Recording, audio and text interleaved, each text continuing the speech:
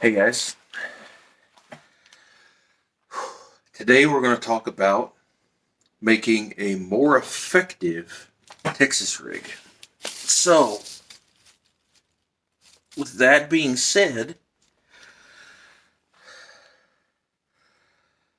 let's build a Texas rig. A Texas rig is very simple. A Texas rig is, without a doubt, probably one of the most effective, if not the most effective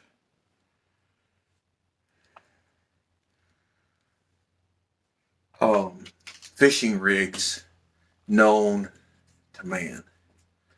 There's a simple Texas rig. Now I'm going to tweak it just a little bit. So let's get together. Let's get going. You'll adjust your hook size depending on what type of lure you're using. But the rest of it will be the same. So I'm going to deconstruct this and then put one back together. This hook, it's fairly sharp. But I think I can come up with something more like what I would typically use. This was for more of a finesse bite, the way I had it set up. What you're going to need is extra wide gap hook, a swivel, a bullet sinker, and a bead, either glass or plastic. I prefer glass, but plastic will work in a pinch. So I've cut that off. I'm going to set that stuff to the side. Let me see what I've got here. Here we go. Here's all my Texas rig stuff, or a lot of it. Quite a bit of it anyway.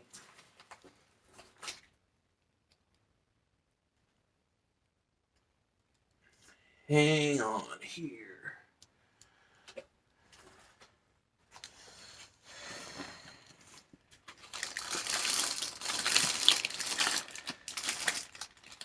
Okay. Well, I know why there wasn't a bead on that one. Because my beads, I would say, are up in the truck, which is fine.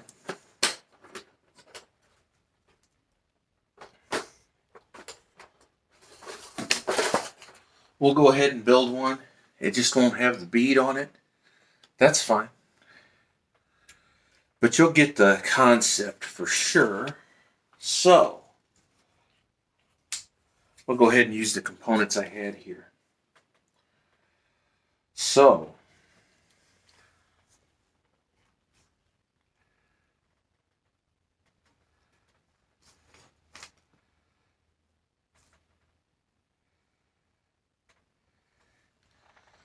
I've got a bullet weight. That's the first thing we're going to do. You're going to take your line, and it doesn't matter what type of line you're using. I use mono. I've preached that a lot. You're going to put it in the pointed end of the weight. This is a tungsten. Let's see. It's a Titan tungsten. I don't remember if it's I think it's an 1/8 ounce. Now, here's the key. What I would typically do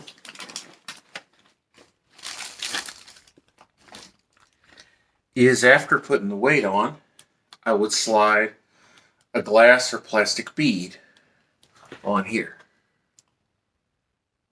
onto the line. I don't have that with me. The box that has those, hang on, that has those beads appears to have been left in my truck. So we're going to skip that step and go with, I'm going to take this swivel, just a regular old swivel. I'm going to slide it on. Only going to put it through one eyelet though. That's important. Make sure the swivel that you're using fits over the hook that you're going to be using, and I'll show you that. I've got an extra wide gap hook here.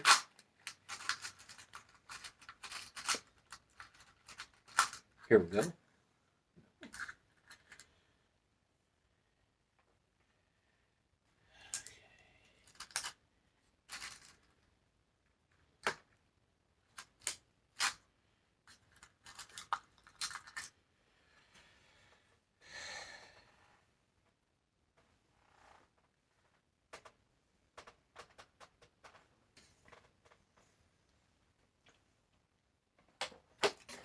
Hang on just a sec, folks.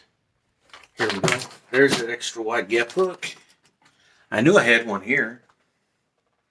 I'm going to put it on that extra wide gap hook. Let me clean this line off of the eye real quick. And I know what happened. I was doing some bass fishing, and I just took that box with all my worm fishing gear. It's got most of my extra wide gap hooks and stuff. But what you want to do, you want to make sure that you can slide that over the point of the hook and over the barb. Make sure it's big enough for that. I got this trick from Roland Martin from watching a video of his. And it works, so let's use it. Like I said, I prefer to have a bead on there, but I don't have those with me right now. So you're going to take this. You can do it two ways. You can double it up and push it through. Or for those of us that are blind, this is the easiest way. You're going to take it, you're going to run it through the eye once, then you're going to bend it over, run it through the eye again. Now, you take that doubled line, tie an overhand knot, run the hook through it,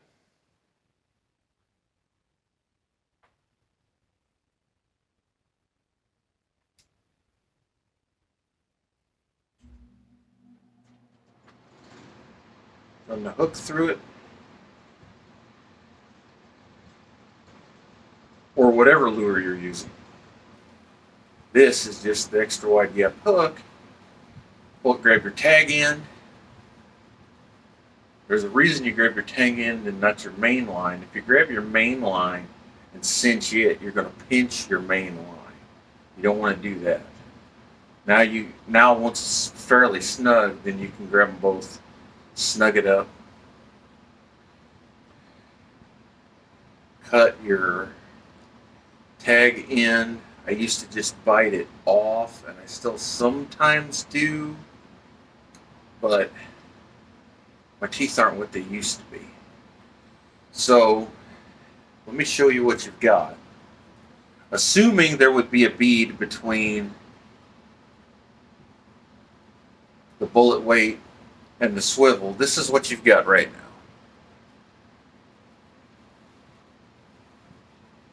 now. Okay. Now you're going to take a soft plastic. Doesn't matter. It can be a baby brush hog. It can be a rubber worm. It can be a lizard. Whatever the case may be, you're going to take that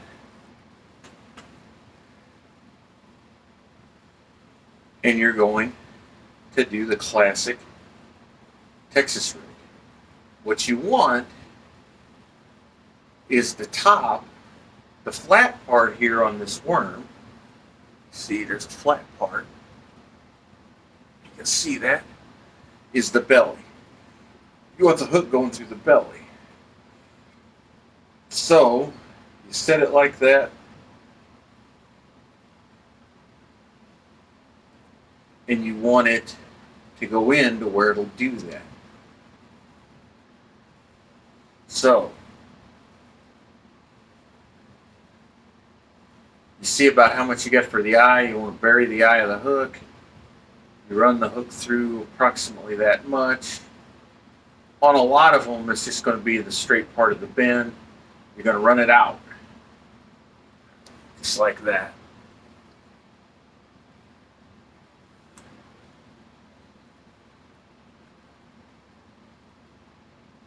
Turn it around.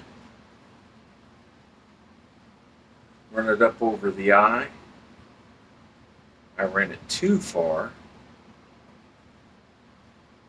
Now it's up over the eye of the hook. Before you hook into the worm, you're going to take this swivel. You're going to take that swivel. You're going to run the point of your hook through the second eye of that swivel. Then you're going to pull your line up.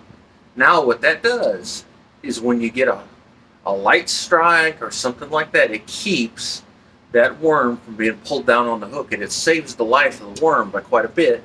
Plus, if you don't have a bead like I don't, it keeps your bullet weight from banging on your knot, and it gives us something to clack against, but I prefer to have a bead on there as well. Then you measure just like that. You see where the hook goes. You kind of mark that. Run your hook straight through. I tend to run mine a little tight. That's fine. Run it straight through. So it's all the way through and it's just sitting up like that. Now, if you were fishing light cover, you could probably get away with it like that. But you want to make it weedless. So then, you just grab that worm, pull a little bit, tuck that tip in. Now it's good and weedless. It's going to hang straight. And you don't have a whole lot to worry about. And it's going to be really easy when that fish grabs a hold of it to just push that little bit of plastic out of the way and get hooked. So there we go. That's one rig.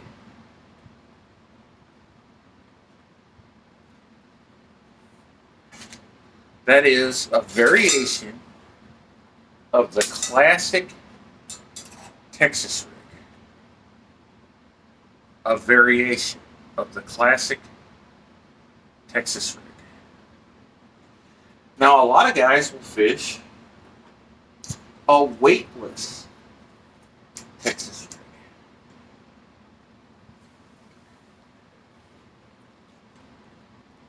rig. Let me show you something with that.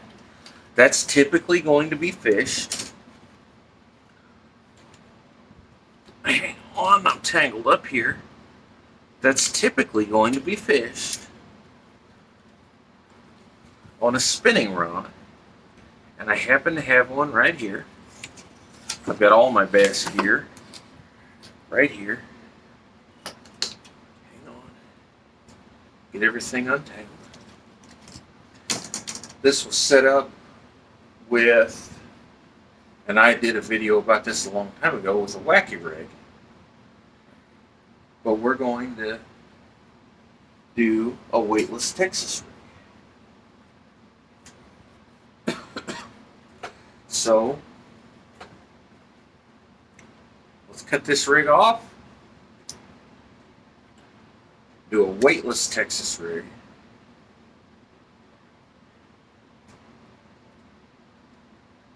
And I'm also going to show you how to make this into a split shot rig. The weightless Texas rig will also serve as a split shot rig. So, because there's a few weaknesses to a split shot rig, and we're going to try to address those right now. So I've got some swivels here. You're going to need a swivel. You're going to need a worm hook. For this one, I've got a round bend, but I typically use an extra wide gap, but a round bend will work. I just typically use an extra wide gap. And I typically use some sort of a trick worm, or finesse style of worm. Let's just see what I've got here. I've got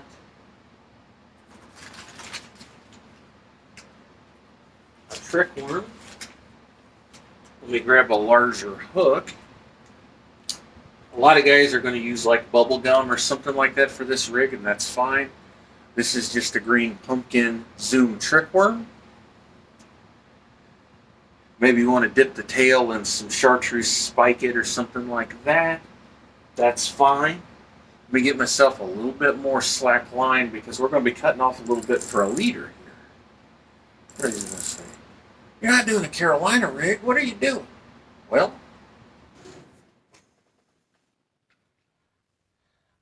that's right. I'm not doing a Carolina rig. But it's going to be somewhat close. So let me get my leader cut.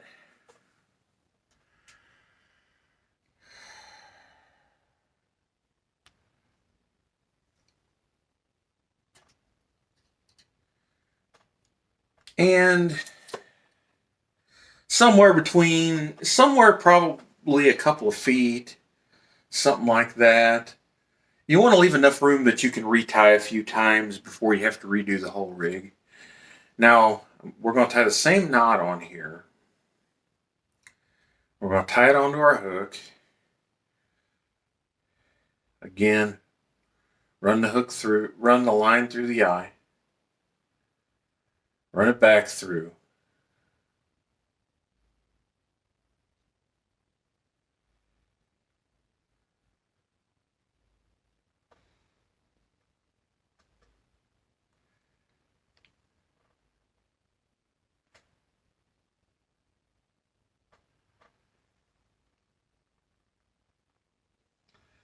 Tighten overhand knot. Run the hook through the loop.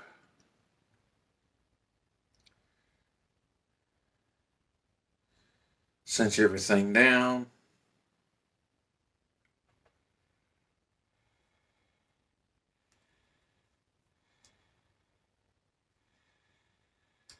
That is the strongest knot that I have ever used.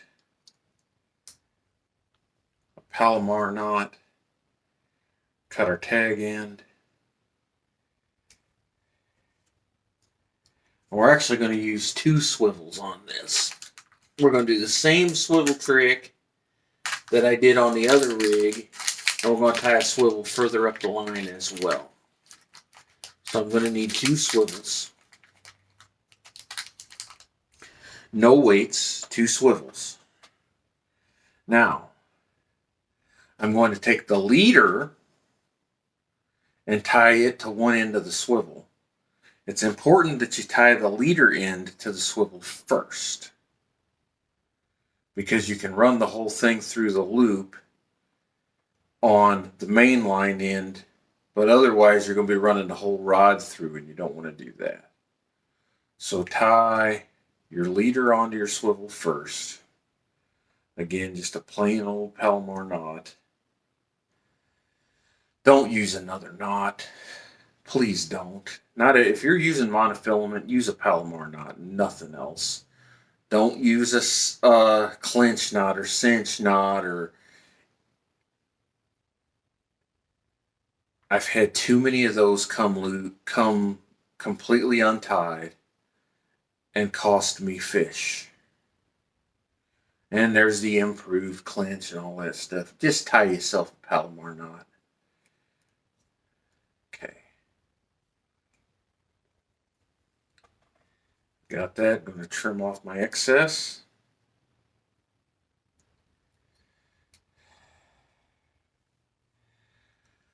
And I go to my main line.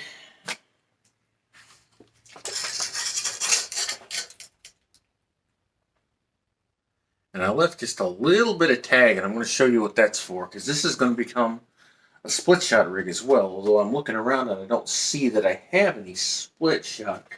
But we'll find out here real quick if I do. So I'm going to tie that on. Tie on my leader.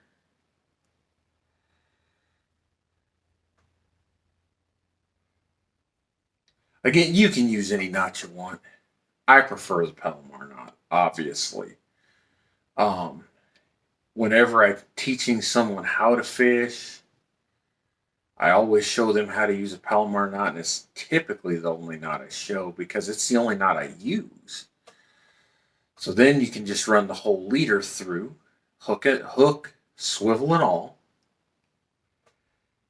I've heard guys say, well, you can't tie on a leader with a Palomar knot.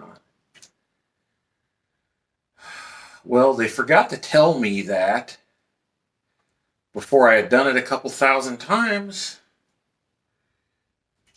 and I just did it.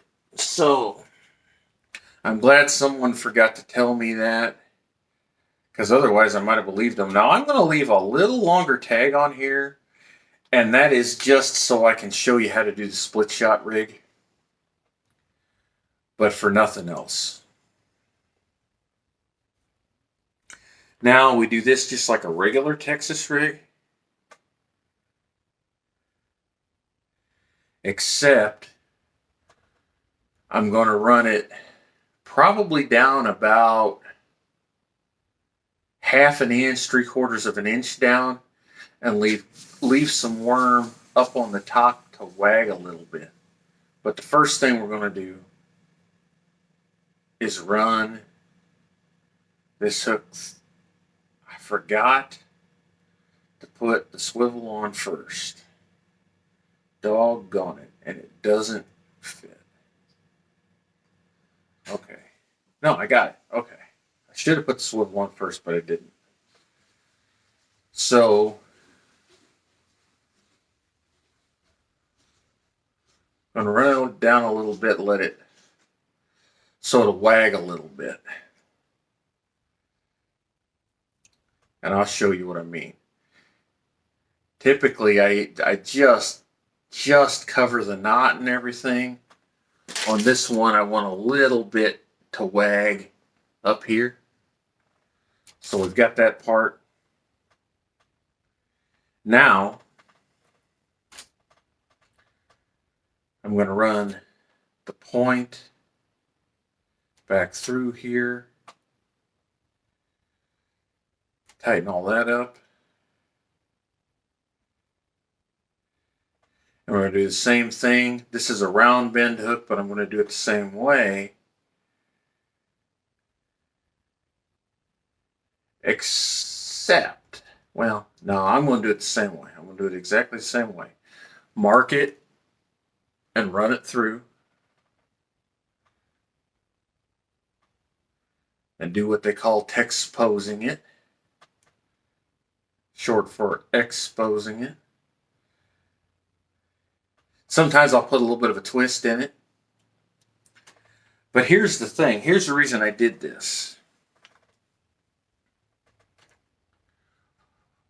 What you can do, because you've got that swivel on it, what I'll typically do is I'll tie it just like this. But what you could do is pull that down a little bit like this and run it through.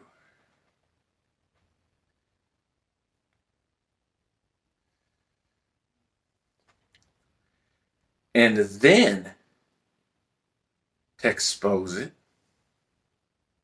And that's going to look really weird. But it'll give you some different action. Or what I'll do sometimes is I put a little bit of a twist in it like this. This is straight. Just twist it around and run it through. And it'll twist a little bit. But here's the thing. You can also hook it a little off center. Whatever your taste is. But when you're twitching it and swimming it and stuff, with a weightless, you're going to be swimming it through the water. and it tends to twist. That's what that swivel's for, is to keep that from twisting. So now you can do all sorts of things, hook this off center or whatever, and allow it to twist around, but it's going to keep from twisting up your line. Now I'm going to show you how to make this into a split shot rig.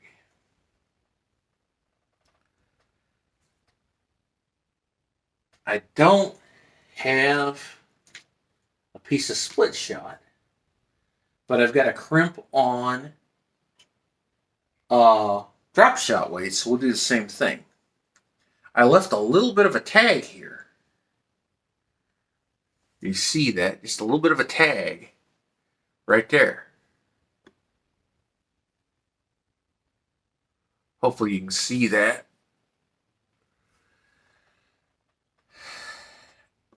And I would leave that about an inch long, and you just crimp your split shot on there. And somebody's going to say, why would you do that? Well, the split shot tends to slide up and down and whatnot. It gets loose, whatever, and it slides up and down, and it abrades your line. But by putting it on that little tag end, it keeps it from doing that. And then also, if it gets snagged, it'll just pull right off and you put another piece on. I'm not going to be able to get that on. I didn't leave enough. But if you just leave a little bit of a tag end on there, I'd leave about an inch, and pinch your split shot right up here. Put it on the main line side. Well, it doesn't matter. You're probably better off to put it on below the swivel. Less likely to drag on things. But then, as you're dragging your split shot rig along the bottom, if you get snagged on something, that split shot just slide off. Instead of sliding down your line and wearing and pinching and abrading your line. Your line's not pinched. You're nice and strong. I typically put it on this end so that everything can still kind of twist and whatnot, and I don't twist my line on here. But either way, leave about an inch tag, pinch your split shot on there, then you've got your split shot, your worm, and you drag that along the bottom. It can be a very deadly tactic. It can work very well in a myriad of situations. And these rigs, with the Texas rig, they work with that trick worm. They work with yum dingers. They work with just about any kind of soft plastic, regular ribbon tail worms, whatever you've got. They work. So I hope you guys learned something. I hope you like and subscribe. Check out Titan Tungsten's website. Use discount code VETERANOUTDOORSMAN and you'll get 10% off. God bless y'all, and we'll see you next time.